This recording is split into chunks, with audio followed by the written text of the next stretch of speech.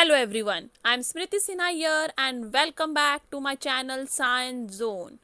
Today you follow, tomorrow we lead. And if you are new to my channel, please hit the subscribe button given below. And if you have not watched my previous videos, you can click on the I button given above. And today we are going to continue with the electrochemistry. I am done with the part 1 of this chapter. You can see that video by clicking on the I button above, and this is part 2 of electrochemistry.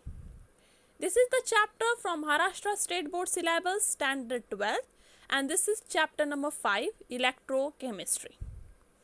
So the topic to be covered in this chapter were these. Out of this I am done with introduction, electric conduction, some part of the electrical conductance of solution I have done in video part 1, and today we will deal with the remaining part of electrical conductance of solution. So let's begin. So today we are going to study variation of conductivity with concentration. So conductivity में क्या फ़र्क पड़ता है concentration change करके, वो आज हम पहले पढ़ेंगे. So the electrolytic conductivity is the electrical conductance of unit volume of solution. तो ये पिछले वीडियो में भी हमने पढ़ा है कि इलेक्ट्रोलाइटिक कंडक्टिविटी मतलब 1 सेंटीमीटर क्यूब ऑफ सॉल्यूशन. तो 1 सेंटीमीटर क्यूब ऑफ सॉल्यूशन कितना इलेक्ट्रिसिटी कंडक्ट करेगा उसे कहेंगे हम इलेक्ट्रोलाइटिक कंडक्टिविटी. मतलब इलेक्ट्रोलाइटिक कंडक्टिविटी वॉल्यूम पे डिपेंड करता है. 1 सेंटीमीटर क्यूब ऑफ सॉल्यूशन कितना इलेक्ट्रिसिटी कंडक्ट करेगा उसे कहेंगे इलेक्ट्रोलाइटिक कंडक्टिविटी. अब ये कंडक्टिविटी, कोई भी कंडक्टिविटी किस पे डिपेंड करता है? नंबर ऑफ आयंस पे, क्योंकि आयंस ही इलेक्ट्रिसिटी कैरी करते हैं और उसकी वजह से सॉल्यूशन इलेक्ट्रिसिटी कंडक्ट करता है. तो if the number of ions increases, मतलब नंबर ऑफ आयंस ज़्यादा रहेगा 1 सेंटीमीटर क्यूब ऑफ सॉल्यूशन में, तो इलेक्ट्रोलाइटिक कंडक्टिविटी भी ज़्यादा रहेगा. नंबर ऑफ आयंस कम रहेंगे 1 सेंटीमीटर क्यूब ऑफ सॉल्यूशन में, तो इलेक्ट्रोलाइटिक कंडक्टिविटी भी कम रहेगा.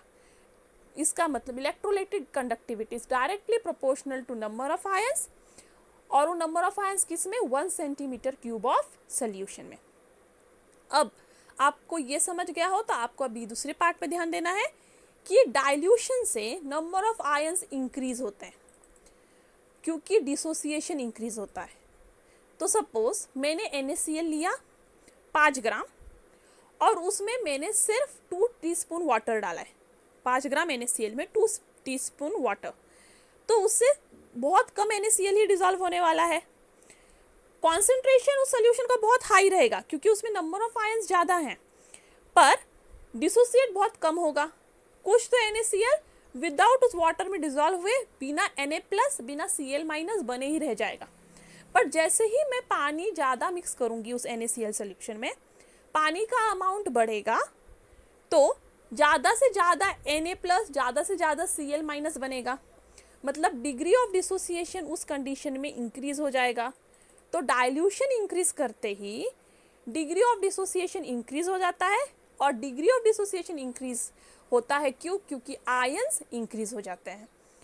तो dilution increases the number of ion और उससे इंक्रीज होता है डिग्री ऑफ डिसोसिएशन. तो इससे हमें क्या कंक्लूजन मिलता है कि डाइल्यूशन करने से सोल्यूशन का आयन इंक्रीज होता है.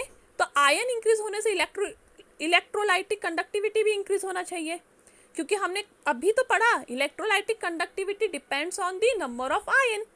डाइल्यूशन से नंबर ऑफ आयन इंक्रीज हो रहा है तो इलेक्ट्रोलाइटिक कंडक्टिविटी भी इंक्रीज होना चाहिए, बट ऐसा नहीं होता.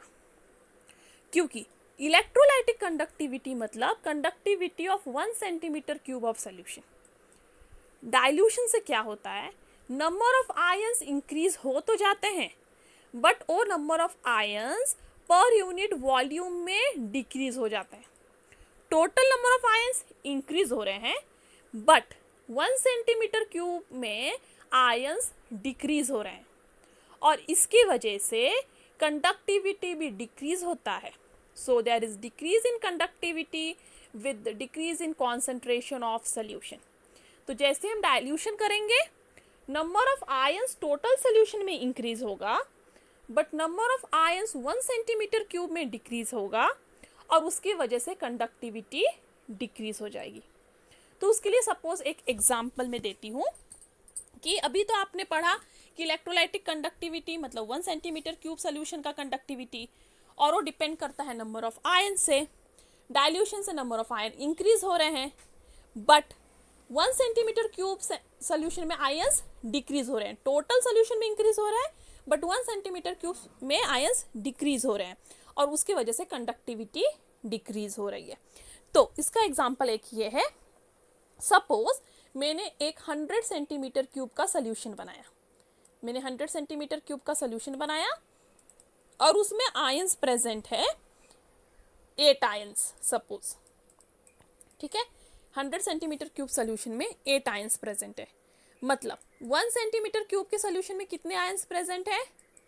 0.08, करेक्ट,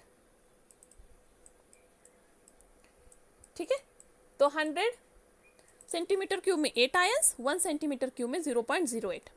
अब मैंने इसको डाइल्यूट कर दिया, 100 सेंटीमीटर क्यूब को सोल्यूशन में मैंने और पानी डाल दिया, उसको डाइल्यूट कर दिया, तो अब सोल्यूशन बन गया 1000 सेंटीमीटर क्यूब।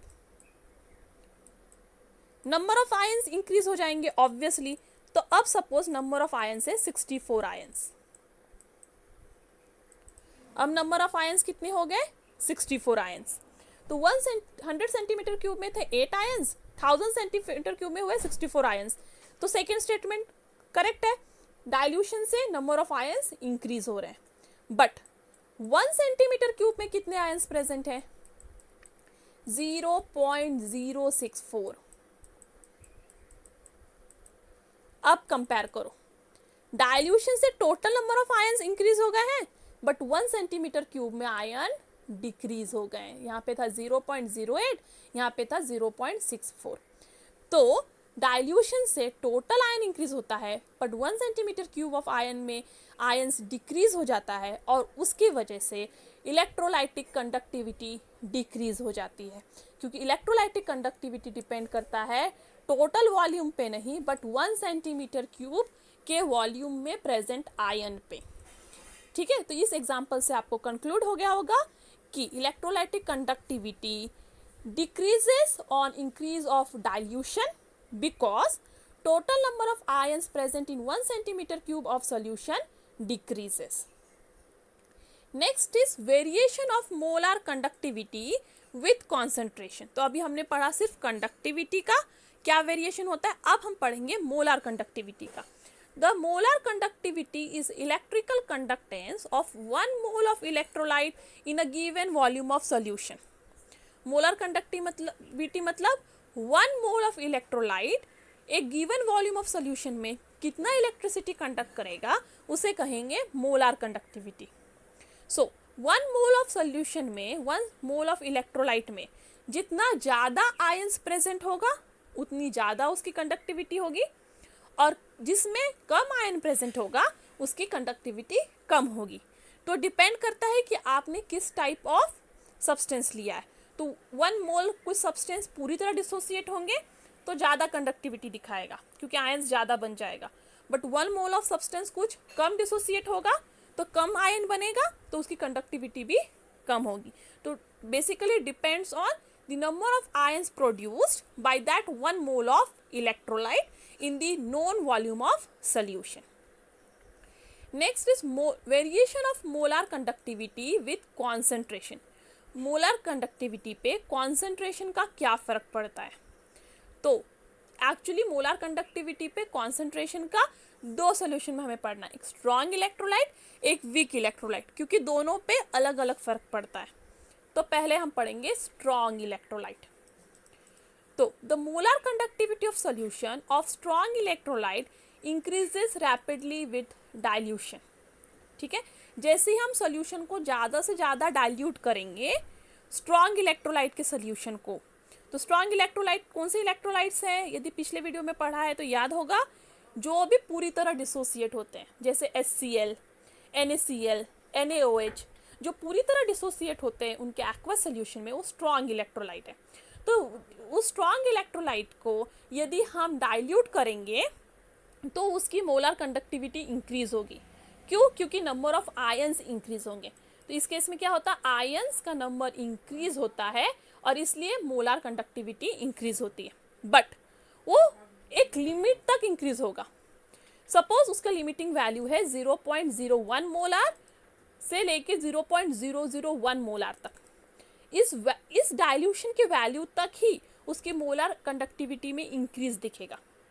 इसके बाद आप कितना भी सॉल्यूशन को डाइल्यूट कर दो, कितना भी डाइल्यूट कर दो, मोलर कंडक्टिविटी पे कोई इफेक्ट नहीं दिखेगा। तो मोलर कंडक्टिविटी स्ट्रॉन्ग इलेक्ट्रोलाइट का इंक्रीज होता है डाइल्यूशन से, बट एक लिमिट तक। उस लिमिट के बाद मोलर कंडक्टिविटी में कोई इफेक्ट नहीं दिखता। ठीक है, तो उस वैल्यू को, उस मोलर कंडक्टिविटी को जहाँ तक वो इंक्रीज हुआ है मैक्सिमम और जिसके बाद कोई इफेक्ट नहीं दिख रहा है, उसे कहते हैं जीरो कॉन्सेंट्रेशन और इन्फिनाइट डाइल्यूशन।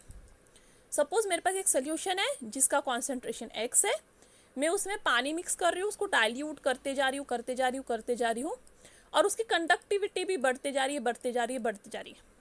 बट इस पॉइंट के बाद, डाइल्यूशन के इस पॉइंट के बाद उसकी कंडक्टिविटी बढ़ने के बजाय स्टेबल हो गई। मैं उसको कितना भी डाइल्यूट कर दूँ, वो उसकी कंडक्टिविटी नहीं बढ़ेगी, वो स्टेबल हो गई है। तो इस पॉइंट ऑफ डाइल्यूशन को मैं कहूँगी जीरो कॉन्सेंट्रेशन या इन्फिनाइट डाइल्यूशन। ठीक है, और उसे डिनोट करेंगे कापा जीरो।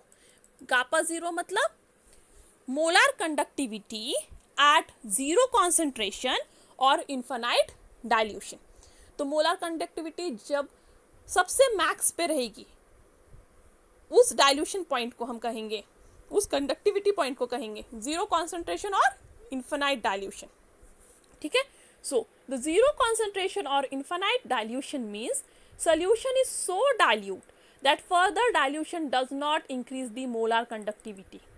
ठीक है, तो जीरो कॉन्सेंट्रेशन या इन्फिनाइट डाइल्यूशन, जब भी ये वर्ड आप देखोगे, इसका मतलब ये हो गया कि सोल्यूशन इतना डाइल्यूट हो गया कि इसके बाद कुछ भी डाइल्यूट आप करो उसे कोई फर्क नहीं पड़ेगा, उसकी मोलर कंडक्टिविटी अब स्टेबल रहेगी। ठीक है, तो फॉर एग्जाम्पल मैं एक सिंपल सा एग्जाम्पल देती हूँ। आप एक ड्रॉप इंक पानी में डालो, 1 स्पून वाटर में, ठीक है, एकदम डार्क कलर दिखेगा। फिर आप उसमें और पानी डालो, वो थोड़ा फेंट होता जाएगा, पर आपको कलर में डिफरेंस दिखता रहेगा। बट एक पॉइंट ऐसा आएगा कि आप कितना भी उसमें पानी डाल दो, आपको कलर में डिफरेंस दिखना बंद हो जाएगा। ठीक है, तो उस पॉइंट को जहाँ पे अब उसके बाद उस पॉइंट को जिसके बाद आपको कलर में डिफरेंस दिखना बंद हो गया, उस पॉइंट को आप बोल सकते हैं जीरो कॉन्सेंट्रेशन। ठीक है, तो सेम थिंग इसमें कि आपने एक स्ट्रॉन्ग इलेक्ट्रोलाइट का सॉल्यूशन लिया, उसकी मोलर कंडक्टिविटी कैलकुलेट की और फिर उसको डाइल्यूट करते गए। जब आप डाइल्यूट करते गए तो मोलर कंडक्टिविटी बढ़ती गई। बट एक ऐसा पॉइंट आया जब डाइल्यूशन के बाद मोलर कंडक्टिविटी स्टेबल है, कितना भी डाइल्यूट कर लिया मैंने, तो उस पॉइंट को मैं कहूँगी, उस पॉइंट की कंडक्टिविटी को मैं कहूँगी कंडक्टिविटी एट जीरो कॉन्सेंट्रेशन और इन्फिनाइट डाइल्यूशन। और इसके बाद आपकी मोलर कंडक्टिविटी में कोई फर्क नहीं पड़ेगा। ठीक है, so the molar conductivity of strong electrolyte varies linearly with square root of concentration. ठीक है, तो molar conductivity of a strong electrolyte is equal to molar conductivity of that electrolyte at zero dilution minus A√C। ठीक है, molar conductivity of strong electrolyte is equal to molar conductivity of that electrolyte at zero concentration minus A√C. A is a constant, okay, and if you see their graph you will find it linear. So molar conductivity versus concentration under root of concentration, आप देखोगे strong electrolyte के लिए graph क्या है, linear है, देखो बढ़ते जा रहा है। तो सोल्यूशन को जैसे ही मैं डाइल्यूट करते जा रही हूँ उसका मोलर कंडक्टिविटी बढ़ते जा रहा है और एक पॉइंट के बाद वो बढ़ना बंद कर रहा है। तो मैं कैसे फाइंड आउट करूँगी molar conductivity at zero concentration? Just जहाँ पे वो बढ़ना बंद हो गया है उस पॉइंट से मैं एक जस्ट एक्सपोनेंशियल निकालूंगी, उस एक्सपोनेंशियल पॉइंट को मैं कहूँगी molar conductivity at zero concentration. और एट इन्फिनाइट डाइल्यूशन। अब बात करते हैं वीक इलेक्ट्रोलाइट की। तो molar conductivity of weak electrolyte also increases with dilution, same as strong electrolyte. Weak electrolyte का भी मोलर कंडक्टिविटी डाइल्यूशन के साथ बढ़ेगा, बट ये लीनियरली नहीं बढ़ रहा है। देखो ये लीनियर बढ़ रहा है बट ये लीनियर नहीं बढ़ेगा, ठीक है। फॉर कॉन्सेंट्रेशन ऑफ 0.01 मोलार और 0.01 मोलार, मोलर कंडक्टिविटी वैल्यू लो है किससे, molar conductivity at zero concentration से। तो आप यहाँ पे देख सकते हो क्लियरली कि molar conductivity at 0.01 molar is less than the molar conductivity at the value of zero concentration, ठीक है। For weak electrolyte the variation of kappa with C is not linear. तो वीक इलेक्ट्रोलाइट के लिए linear नहीं है, strong electrolyte के लिए ये ग्राफ लीनियर है।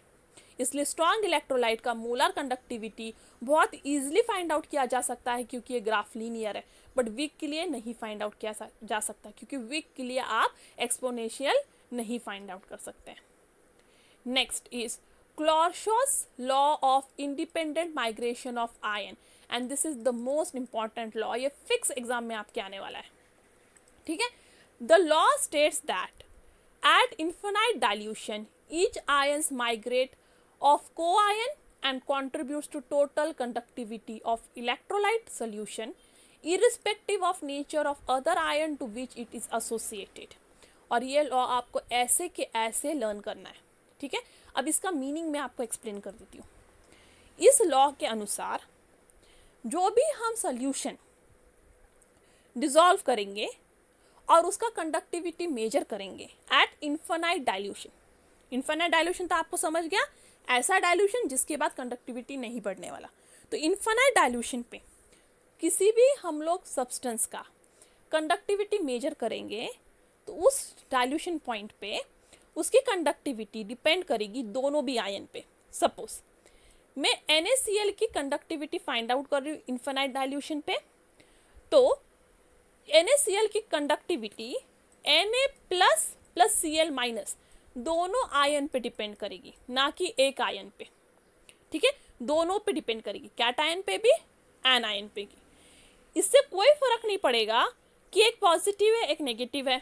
इससे ये भी नहीं कोई फर्क पड़ेगा कि NaCl के पास है कि दूर है, कुछ फर्क नहीं पड़ेगा। उसके को आयन पे वो बिल्कुल डिपेंड नहीं करेगा। It is independent of its co ion. Cl is independent of Na+ is independent of Cl-, और दोनों अलग अलग से खुद का कंट्रीब्यूशन करेंगे मोलार कंडक्टिविटी में। समझ गया? तो इसका लॉ का मतलब क्या है कि इन्फिनाइट डाइल्यूशन पे ये कंडीशन तैयार हो जाता है कि दोनों भी आयंस खुद का कंट्रीब्यूशन देते हैं मोलार कंडक्टिविटी पे, और वो एक दूसरे पे डिपेंड नहीं करते, एक दूसरे से एसोसिएटेड नहीं रहते।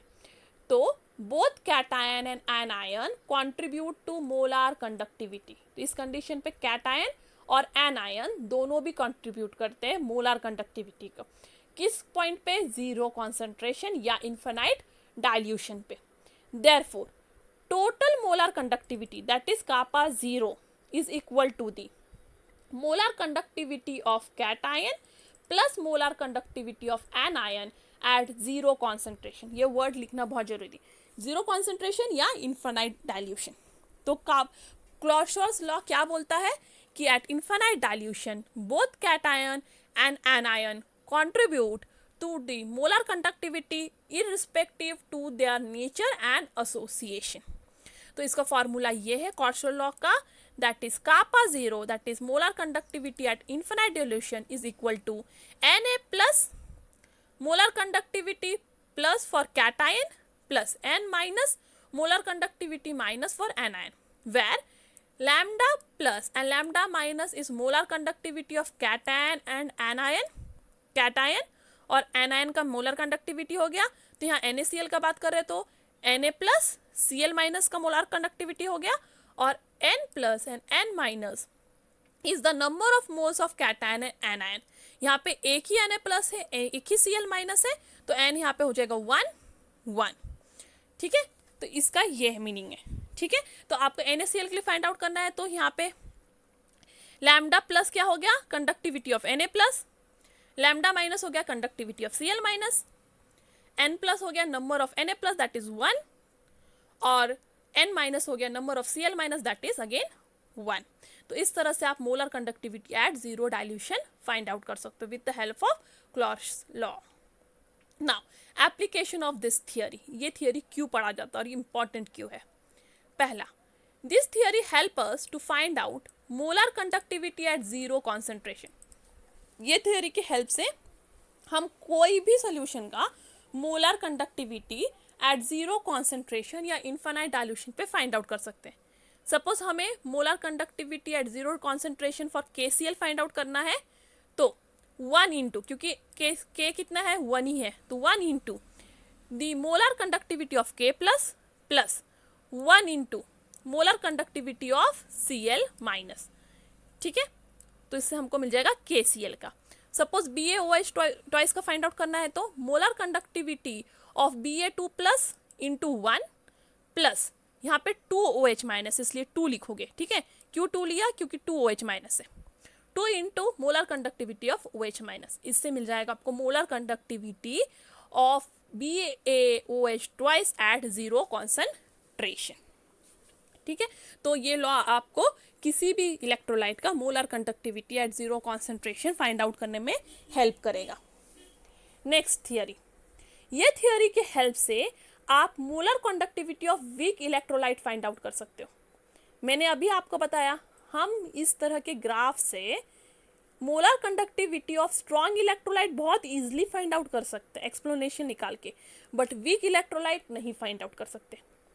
तो वीक इलेक्ट्रोलाइट का फाइंड आउट करना है तो आपको क्या लॉ यूज करना होगा, क्लॉर्क्स लॉ।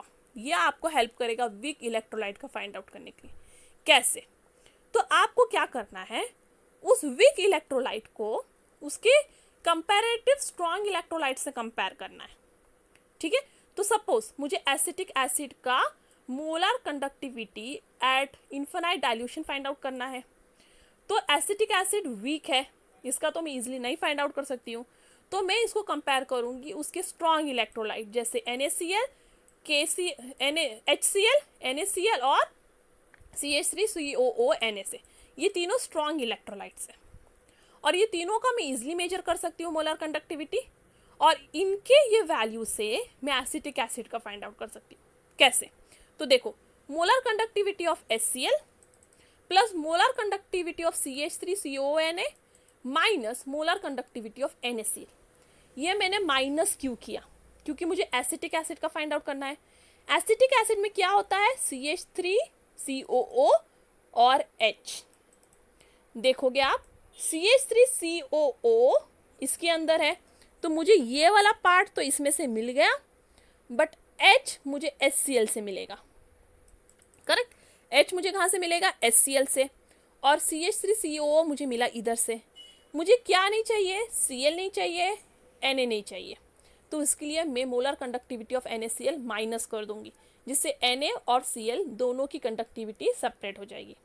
तो इसलिए इक्वल टू, आपको पता है molar conductivity of simple solution जो हमने यहाँ पढ़ा है, molar conductivity of simple solution is equal to the molar conductivity of K plus plus molar conductivity of Cl minus. यहाँ पे वही करना है, molar conductivity of HCl is equal to molar conductivity of H plus plus molar conductivity of Cl minus. ये हो गया HCl के लिए। मोलर कंडक्टिविटी ऑफ CH3CO2Na का molar conductivity of CH3COO minus plus molar conductivity of Na plus. अब molar conductivity of NaCl का हो जाएगा, उसको माइनस करना है, करेक्ट, तो minus molar conductivity Na plus minus molar conductivity Cl minus. इससे Cl minus cancels, Na plus cancel. देखो जो भी अनवांटेड पार्ट है वो ऑटोमेटिकली कैंसिल हो गया। मुझे क्या चाहिए था, सिर्फ CH3OO प्लस H प्लस, और वही रह गया CH3OO प्लस H प्लस, और इससे मुझे मिल गया मोलर कंडक्टिविटी ऑफ CH3COOH। इसका मतलब मुझे molar conductivity of acetic acid find करना है तो एट इन्फिनाइट डाइल्यूशन, तो मुझे क्या करना होगा, मोलर कंडक्टिविटी ऑफ HCl को ऐड करना होगा मोलर कंडक्टिविटी ऑफ CH3COONA पे, और उससे माइनस करना पड़ेगा मोलर कंडक्टिविटी ऑफ NaCl को, और उससे मुझे मिल जाएगा molar conductivity of acetic acid. तो क्लॉसियस लॉ इसके लिए भी बहुत हेल्पफुल है वीक इलेक्ट्रोलाइट का molar conductivity of infinite dilution find out करने के लिए। नेक्स्ट है ये problem based on this, okay, based on this ये प्रॉब्लम है। सो calculate the molar conductivity of AgI at zero concentration or infinite dilution if the molar conductivity of NaI, AgNO3, NaNO3 at zero concentration is NaI के लिए है 126.9, AgNO3 के लिए है 133.4 और NaNO3 के लिए है 121.5। मुझे किसका फाइंड आउट करना है? AgI का। मुझे Ag मिला यहाँ से, I मिला यहाँ से, मुझे क्या नहीं चाहिए? मुझे Na नहीं चाहिए, NO3 नहीं चाहिए, मतलब मुझे NaI प्लस AgNO3 करना है माइनस NaNO3। ये आपको इजीली समझ गया होगा, क्योंकि मुझे सिर्फ Ag चाहिए, I चाहिए, जो चाहिए उसको ऐड करो, जो नहीं चाहिए उसको माइनस करो।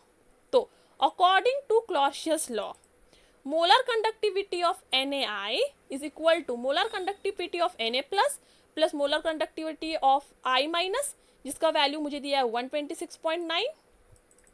फिर molar conductivity of AgNO3 equal to molar conductivity of Ag plus plus molar conductivity of NO3 minus, जिसका वैल्यू दिया है मुझे 133.4।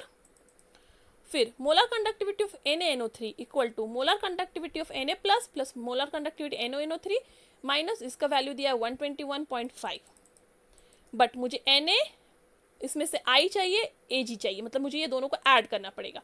मतलब 126.9 विल बी एडेड टू 133.4 और NaNO3 नहीं चाहिए तो उसको सेपरेट कर दूंगी माइनस 121.5। तो ये आप देख सकते हो।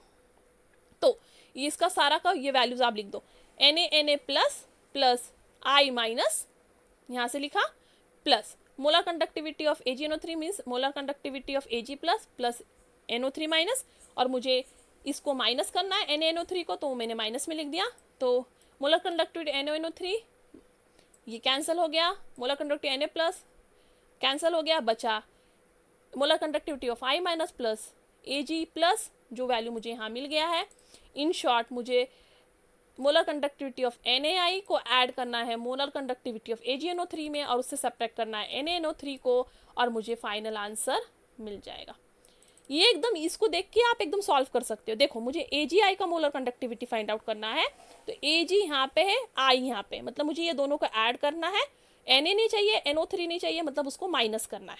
मतलब 126 प्लस 133 माइनस 121.5 करना है। यहाँ ही मुझे आंसर मिल जाता है, जस्ट इसको कैलकुलेट करके मुझे आंसर मिल जाएगा। बट आपको ये दिखाना जरूरी है कि किस तरह से आप ये कैंसिल कर रहे हो और AgI पाने के लिए, ठीक है, इसलिए आपको ये दिखाना जरूरी है। तो ये दिखाना भी बहुत आसान है। ये दोनों को तोड़ के आप यहाँ लिख दो Na प्लस I माइनस, यहाँ पे इस दोनों को तोड़ के Ag प्लस NO3 माइनस, यहाँ पे इस दोनों को तोड़ के Na प्लस NO3 माइनस, और ये दोनों को ऐड करो, इसको इससे माइनस करो, तो आपको कैंसिल हो जाएगा और बचेगा AgI, और उसके वैल्यू जस्ट डाल के आप आंसर फाइंड आउट कर लोगे।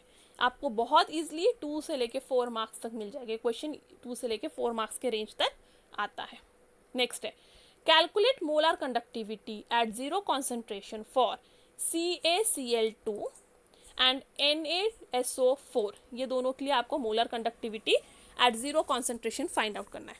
आपको molar conductivity of Ca plus 2 plus का दिया हुआ है 104, Cl माइनस का 76.4, Na प्लस का 50.1, SO4 2 माइनस का 159.6। So according to Clausius law molar conductivity of CaCl2 at zero concentration is equal to molar conductivity of Ca2 plus plus 2 into, क्योंकि 2 ion से correct, 2 into molar conductivity of Cl minus. तो CaCl2 plus का value दिया है 104 plus 2 into 76.4, calculate करो, answer मिल गया। इतना सिंपल ही है। Next molar conductivity of Na2SO4 at zero concentration is equal to 2 into, क्योंकि 2 Na है इसलिए 2 into molar conductivity of Na plus plus ये एक ही है इसलिए 1 into molar conductivity of SO4 2 minus. So 2 into Na का है 50.1 प्लस SO4 का है 159.6, और ये सब कैलकुलेट करो आपको मिल जाएगा। बट यूनिट याद रखना है, यूनिट लिखना भूलना नहीं है, ठीक है, इतना इजी थे ये न्यूमेरिकल्स। नेक्स्ट है molar conductivity of 0.01 molar acetic acid is 16.6. यहाँ एक करेक्शन कर लेना, ठीक है, ये है 16.6. Calculate the degree of dissociation of 0.01 molar solution and dissociation constant of acetic acid at this much omega. ये थोड़ा सा कॉम्प्लिकेटेड है और ये एक्चुअली आपका आयोनिक इक्विलिब्रिया उस चैप्टर से रिलेटेड है, तो यहाँ पे आप थोड़े कंफ्यूज हो जाओगे क्योंकि वो चैप्टर मैंने अभी तक पढ़ाया नहीं है, बट मैं जस्ट एक्सप्लेन करती हूँ. जब आप वो चैप्टर पढ़ लोगे तो वापस को रिलेट कर लेना.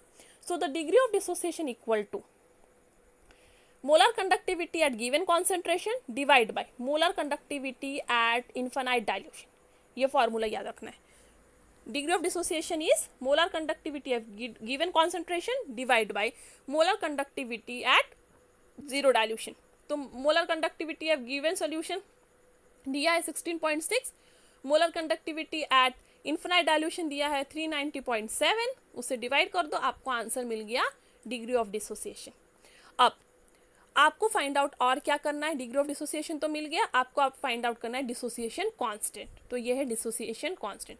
इसका फॉर्मूला याद कर लो. Dissociation constant equals to degree of dissociation square into C divide by 1 minus degree of dissociation.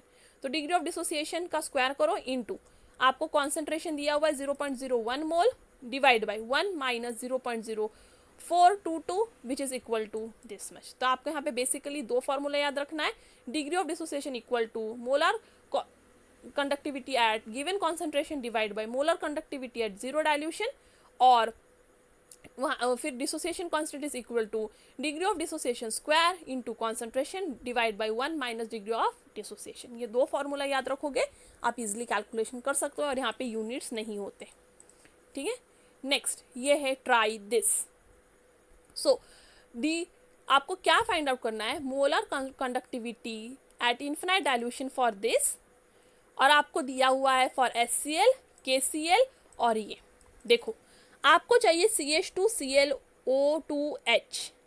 तो देखो CO CH2Cl CO2 यहाँ से मिल गया, H आपको HCl से मिल गया. मुझे क्या नहीं चाहिए, मुझे KCl नहीं चाहिए और Cl नहीं चाहिए, K नहीं चाहिए और Cl नहीं चाहिए. तो मैं ये माइनस करूँगी, मतलब मैं ऐड किसको करूँगी, 4.261 को ऐड करूँगी इसके मोलर कॉन्सेंट्रेशन, क्योंकि मुझे ये दोनों आयंस चाहिए, करेक्ट. तो ये दोनों को ऐड करूँगी. 1.132 में मुझे KCl नहीं चाहिए क्योंकि मुझे K प्लस Cl नहीं चाहिए, इसलिए KCl नहीं चाहिए, इसलिए सब्ट्रैक्ट करूँगी 1.499. इसको सॉल्व करोगे आपको डायरेक्ट आंसर मिलेगा, बट आपको तो उसके कैलकुलेशन दिखाने हैं, करेक्ट, क्योंकि 4 मार्क्स कमाना है. तो आपको पहले दिखाना, यहाँ पे लिखना होगा given molar concentration of HCl equals to this much, molar concentration molar conductivity of KCl equal to this much, molar conductivity of this equal to this much. Find out किसका करना है, इसका, molar conductivity of this. So according to Clausius law, molar conductivity at zero dilution equal to molar conductivity of cation plus molar conductivity of anion. हो गया. तो इससे फिर इसका आप दिखा दो डिसोसिएट करके कि molar conductivity of this is equal to molar conductivity this plus this. Similarly H plus के लिए, Cl माइनस के लिए, KCl के लिए भी दिखा दो. सब दिखा दिया. अब आपको पता है मैं इंटरेस्टेड हूँ इस आयन में, मुझे बाकी कुछ भी नहीं चाहिए, इसलिए मैं इसको सब्ट्रैक्ट कर दूंगी. तो मुझे ऐड करना है molar conductivity of this plus this, ठीक है, मतलब इससे प्लस HCl माइनस KCl कर दिया. तो आपको पता है Cl माइनस K प्लस ये माइनस, बच गया आपका ये आयन. तो इसलिए आप क्या करोगे, 113 प्लस 4261 माइनस 149, और आपको मिल गया आंसर. तो आप वीडियो को यहाँ पे पॉज करके ये नोट डाउन कर सकते हैं. Next, molar conductivity and degree of dissociation of weak electrolyte. तो वीक इलेक्ट्रोलाइट में क्या होता है, तो अभी हमने फॉर्मूला तो देख लिया था यहाँ पे. अब मैं एक्सप्लेन कर देती हूँ फॉर्मूला आया कहाँ से. तो the degree of dissociation of weak electrolyte is related to molar conductivity at given concentration C. तो वीक इलेक्ट्रोलाइट का डिग्री ऑफ डिसोसिएशन किस पे डिपेंड होता है, molar conductivity at given concentration. So degree of dissociation of given electrolyte is equal to molar conductivity at given concentration divide by molar conductivity at infinite dilution. So where molar conductivity is lambda, this kappa C is molar conductivity of weak electrolyte at given concentration, and this is molar conductivity of that electrolyte at zero concentration. और ये दोनों की value का आप divide करोगे तो आपको मिल जाएगा degree of dissociation of weak electrolyte. Next, measurement of conductivity. तो कंडक्टिविटी मेजर होता है व्हीटस्टोन ब्रिज से. तो आपने फिजिक्स में पढ़ा होगा, या नहीं पढ़ा है तो आप आगे पढ़ने वाले हो, व्हीटस्टोन ब्रिज. तो ये व्हीटस्टोन ब्रिज आपको हेल्प करता है कंडक्टिविटी फाइंड आउट करने में. सो व्हीटस्टोन ब्रिज को पढ़ने से पहले हमें 2-3 चीज़ें पढ़ना पड़ेगा, क्योंकि ये सबका आपको ये सब वर्ड्स पता होगा तभी आपको वो व्हीटस्टोन ब्रिज समझ में आएगा. इसलिए पहले इसका मीनिंग आप समझ लो. पहला है कंडक्टिविटी सेल. तो पहले आपको क्या पढ़ना है? Conductivity cell. तो ये है आपका कंडक्टिविटी सेल. तो conductivity cell consist of a glass tube. So this is the glass tube. ठीक है, तो conductivity cell consist of glass tube, जिसमें 2 प्लैटिनम प्लेट्स होते हैं उस ग्लास ट्यूब के अंदर. ये वो ग्लास ट्यूब है जिसमें 2 प्लैटिनम प्लेट है, और उस प्लैटिनम प्लेट के ऊपर thin layer of finally divided platinum black होता है. ठीक है, तो कंडक्टिविटी सेल में क्या होता है? ग्लास ट्यूब, 2 प्लैटिनम प्लेट, और प्लैटिनम प्लेट के ऊपर होता है प्लैटिनम ब्लैक. अब ये प्लैटिनम ब्लैक प्लैटिनम प्लेट के ऊपर आता कहाँ से? Electrolysis of solution of क्लोरोप्लैटिनिक acid. तो आप एक सोल्यूशन लो, प्लैटिनम प्लेट को उसमें डुबाओ और उसका इलेक्ट्रोलिसिस करो, क्लोरोप्लैटिनिक एसिड का इलेक्ट्रोलिसिस करो, तो उससे आपके प्लैटिनम प्लेट पे आ जाएगा प्लैटिनम ब्लैक. और इस सेल को आप यूज़ कर सकते हो रेजिस्टेंस फाइंड आउट करने के लिए. तो कंडक्टिविटी सेल का यूज़ होता है रेजिस्टेंस फाइंड आउट करने के लिए, और वो बना होता है ग्लास ट्यूब से, जिसमें प्लैटिनम प्लेट होता है और प्लैटिनम प्लेट के ऊपर होता है प्लैटिनम ब्लैक. नेक्स्ट टर्म है सेल कांस्टेंट. तो व्हाट इज सेल कांस्टेंट? तो हमने पिछले ही वीडियो में पढ़ा है, नहीं पढ़ा है तो आप जल्दी से पीछे जाके देख लो वीडियो, कि conductivity of electrolytic solution is equal to K equals to 1/R L/A. ये कहाँ से आया था? G equals to K A/L. ये फॉर्मूला था. ठीक है, तो फिर हमने क्या किया था? उसको K को यहाँ लिया था, तो K equals to G L/A. और आपको पता है G मतलब इज रेसिप्रोकल ऑफ रेजिस्टेंस, इसलिए फॉर्मूला हो गया K equals to 1/R into L/A. तो इसका मतलब the ratio of separation L between 2 electrodes. तो ये रेशियो ऑफ सेपरेशन L, ये 2 सेपरेशन ऑफ 2 इलेक्ट्रोड के बीच का ये हो गया L. ठीक है, तो ये हुआ आपका basically L is divided by the area of cross section A. तो एरिया ऑफ क्रॉस सेक्शन मतलब इसका क्रॉस सेक्शन एरिया, तो ये हो गया A. तो ये हुआ आपका L, ये हुआ आपका A.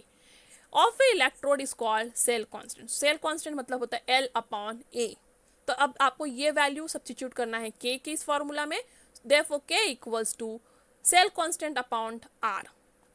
तो हमने पिछले वीडियो में पढ़ा है K equals to 1/R into L/A.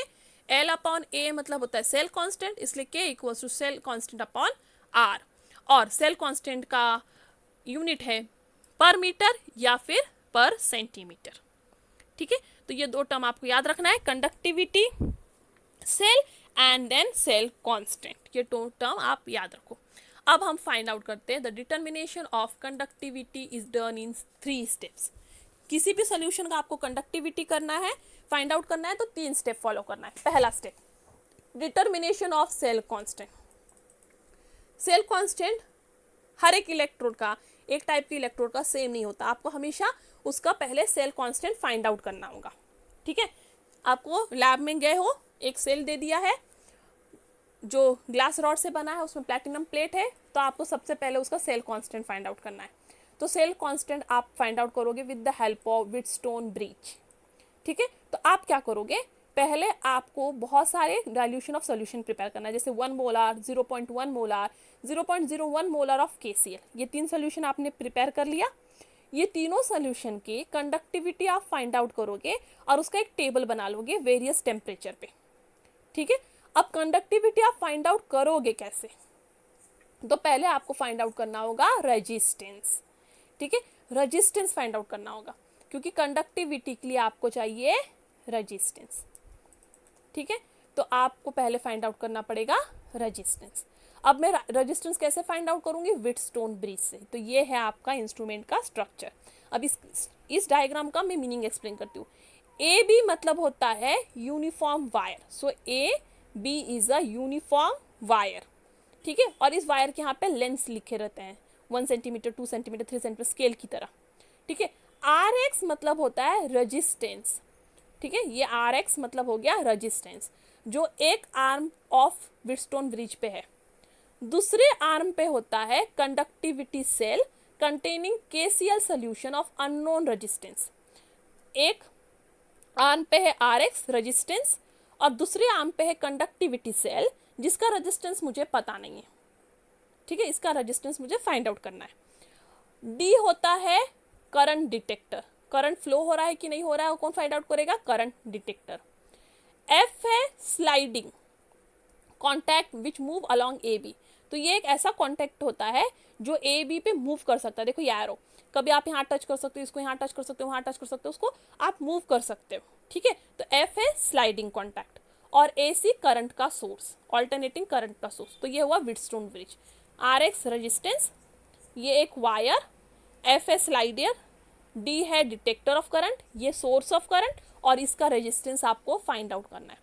Resistance find out करने के लिए आप इसमें केसीएल का सोल्यूशन लोगे ऑफ दिस डिफरेंट कॉन्सेंट्रेशन, ठीक है। तो पहले मैंने सपोज इसमें भरा 1 मोलर सोल्यूशन, ठीक है।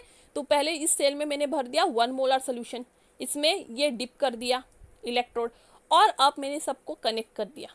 कनेक्ट करने के बाद में जो एफ है ये इलेक्ट्रिसिटी जनरेट करने वाला है, क्योंकि वो डिसोसिएट होगा, ऑफ कोर्स डिसोसिएट होगा सोल्यूशन में, इलेक्ट्रिसिटी कंडक्ट करेगा।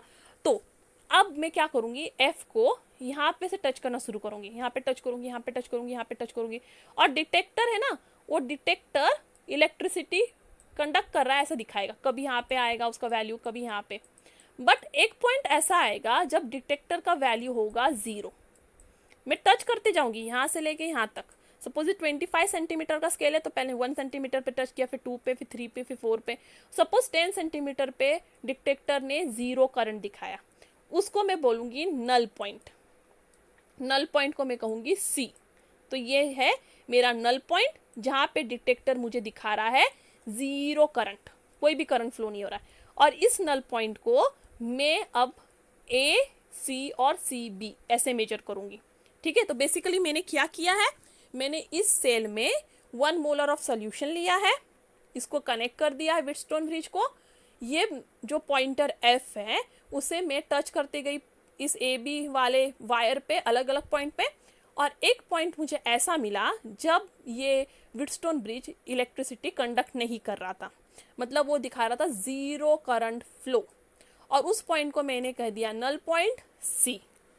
अब आपको C पता है, आपको AB पता है, आपको RX पता है, ये सबको सब्स्टिट्यूट करके आपको इसका रेजिस्टेंस मिल जाएगा। तो रेजिस्टेंस ऑफ सोल्यूशन जो मुझे पता नहीं, जो मुझे कैलकुलेट करना है, resistance of solution is divide by length AC which is equal to resistance known divide by length BC, ठीक है। Resistance of solution divide by length AC which is equal to resistance known divide by BC। और इसको calculate करोगे, ये length तो आप यहाँ पे बताया था मैंने, स्केल है उस पे से आपको मिल जाएगा। इसको आप डिवाइड करके रेजिस्टेंस से मल्टीप्लाई करोगे नॉन रेजिस्टेंस से, तो आपको मिल जाएगा resistance of solution. And once you get resistance of solution तो आपको सेल कांस्टेंट मिल जाएगा। तो cell constant equal to the conductivity of KCl into resistance of solution. तो conductivity of KCl into resistance of solution. तो resistance of solution आपको मिल गया, तो कंडक्टिविटी आप फाइंड आउट कर सकते हो इजीली। कंडक्टिविटी कैसे फाइंड आउट करोगे, इससे, करेक्ट। और इससे ये वाले फार्मूला को आप अप्लाई करोगे तो आपको मिल जाएगा सेल कांस्टेंट। अब मतलब L/A मिल गया, ठीक है। तो इधर कंडक्टिविटी एक्चुअली इधर गिवन होता है, नॉन कॉन्सेंट्रेशन के लिए कंडक्टिविटी फिक्स, इसलिए हमेशा KCl सोल्यूशन ही यूज किया जाता है, क्योंकि KCl सोल्यूशन का कंडक्टिविटी स्टैंडर्ड होता है और वो फिक्स रहता है। तो आपको जस्ट उसका वैल्यू यहाँ पे सब्स्टिट्यूट करना है, रेजिस्टेंस ऑफ ये सोल्यूशन फाइंड आउट करना है, और आपको मिल गया cell constant, that is L/A, यहाँ पे मिल गया। सेकेंड स्टेप है, सेकेंड स्टेप अभी K फॉर अननोन सोल्यूशन। ये नॉन सोल्यूशन था, आपको पता था 1 मोलर ऑफ KCl, बट अब अननोन सोल्यूशन के लिए फाइंड आउट करना है, ठीक है। तो आप KCl को रिप्लेस कर दोगे उस अननोन सोल्यूशन से। सपोज मेरा अननोन सोल्यूशन है AgNO3, मुझे उसका कॉन्सेंट्रेशन भी नहीं पता, मुझे जस्ट मेरे टीचर ने सोल्यूशन ला के दे दिया और बोला अब इसका मुझे कंडक्टिविटी बताओ। तो पहले मैं क्या करूँगी, KCl का फाइंड आउट कर लूँगी, जिससे मुझे सेल कांस्टेंट मिल जाएगा, जो एक फिक्स वैल्यू है। सेल कांस्टेंट मुझे फाइंड आउट करना पड़ेगा, क्योंकि जो गिवन सेल है मुझे नहीं पता उसका सेल कांस्टेंट क्या है। तो सेल कांस्टेंट मैं एक बार फाइंड आउट कर लूँगी, मुझे सेल कांस्टेंट का वैल्यू मिल गया। मुझे रेजिस्टेंस ऑफ सोल्यूशन कैलकुलेट करना पड़ेगा AgNO3 के लिए। AgNO3 का resistance of solution find out करने के लिए सेम मेथड यूज़ करना जैसे मैंने KCl के लिए किया था। तो अब मैं KCl की जगह भरूंगी AgNO3, सेम मेथड करूंगी, इसको अलग अलग पॉइंट पे टच करूंगी। एक पॉइंट पे जहाँ करंट 0 दिखा रहा है उसे C पॉइंट बोल के नल पॉइंट मेंशन करूंगी, और इस फॉर्मूला में डाल के मैं resistance of AgNO3 find out कर लूँगी। मुझे रेजिस्टेंस ऑफ AgNO3 मिल गया, मुझे सेल कांस्टेंट पता है, जो मैंने KCl एक स्टैंडर्ड सोल्यूशन है उसके हेल्प से मैंने सेल कांस्टेंट पहले ही कैलकुलेट कर लिया है। अब मुझे क्या फाइंड आउट करना है, कंडक्टिविटी ऑफ AgNO3, मतलब सेकेंड स्टेप। तो यहाँ पे मुझे conductivity of AgNO3 find out करना है। सेल कांस्टेंट तो पता है क्योंकि मैंने KCl एक स्टैंडर्ड सोल्यूशन से। आपको किसी का भी कंडक्टिविटी फाइंड आउट करना है तो पहले आपको KCl का यूज़ करके सेल कांस्टेंट फाइंड आउट करना होगा। एक बार आपको सेल कांस्टेंट मिल गया, वो KCl सोल्यूशन को आप फेंक दो, और फिर आप resistance of the second solution unknown solution को फाइंड आउट करो सेम इसी मेथड से। सेल कांस्टेंट तो है, रेजिस्टेंस ऑफ सोल्यूशन मिल गया, और उसका कंडक्टिविटी आप इजीली फाइंड आउट कर सकते हो।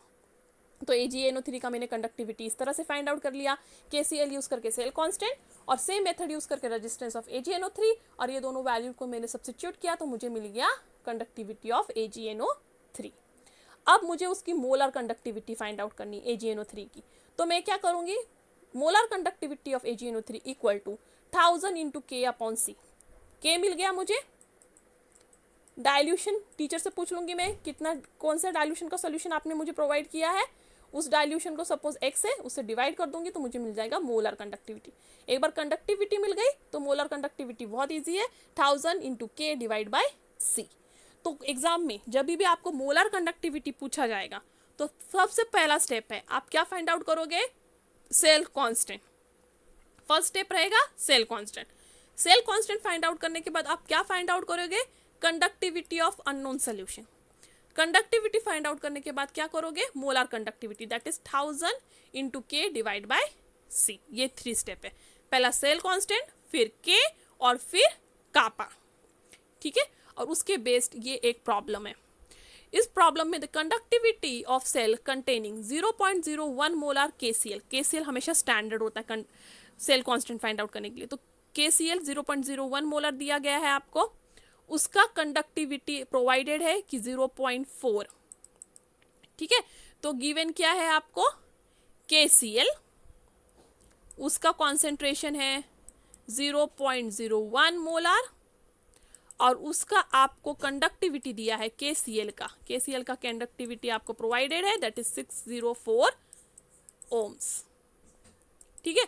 अब सेम सेल का मतलब आप इसका इस फॉर्मूले से आप क्या निकाल सकते हो, सेल कांस्टेंट। एक बार आपको सेल कांस्टेंट मिल गया तो उस सेम सेल में आपको 0.01 मोलर AgNO3 सोल्यूशन भरना है। उसका रेजिस्टेंस दिया हुआ है आपको 6530, जो व्हीटस्टोन ब्रिज से आपने मेजर कर लिया है, और आपको मिला है 6530 ओम्स। अब आपको फाइंड आउट करना है मोलर कंडक्टिविटी ऑफ AgNO3। क्या फाइंड आउट करना है, मोलर कंडक्टिविटी ऑफ AgNO3। मैंने बोला एग्जाम में कभी भी आपको मोलर कंडक्टिविटी फाइंड आउट करने का क्वेश्चन आएगा तो सबसे पहले आप स्टेप 1 फॉलो करोगे, that is finding out the cell constant. So cell constant equal to KCl, that is K of KCl, conductivity of KCl into resistance of KCl। Conductivity of KCl दिया हुआ है, वो स्टैंडर्ड वैल्यू होता है, into resistance of KCl वो भी दिया हुआ है, this is R, sorry. So resistance of KCl that वो भी दिया हुआ है, दोनों को कैलकुलेट किया तो आपको मिल गया सेल कांस्टेंट। सबसे पहला स्टेप था सेल कांस्टेंट। एक बार सेल कांस्टेंट मिल गया तो आपको conductivity of unknown solution find out करना है, दैट इज AgNO3। तो conductivity of AgNO3 equal to cell constant upon R।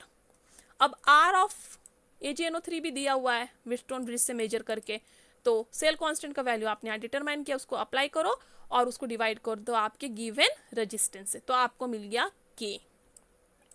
अब molar conductivity is equal to 1000 into K divide by C. 1000 constant है into K आपने यहां से determine कर लिया. सी AgNO3 का